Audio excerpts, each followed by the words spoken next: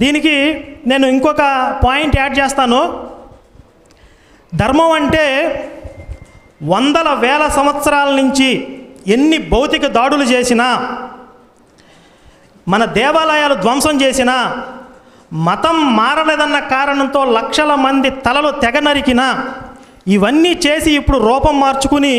మాది శాంతి మతం, మాది ప్రేమ మతం, మా మతంలోకి రండి స్వర్గానికి పోతారు లేకపోతే నరకానికి పోతారు అని ఇలా ఆశా భయాలకు గురి చేసిన ఎన్ని అంతర్జాతీయ సంస్థలు లక్షల కోట్లు గుమ్మరించిన మత మార్పిడుల కోసం ఇన్ని భౌతికంగా సైద్ధాంతికంగా ఇన్ని దాడులను ఎదుర్కొంటూ కూడా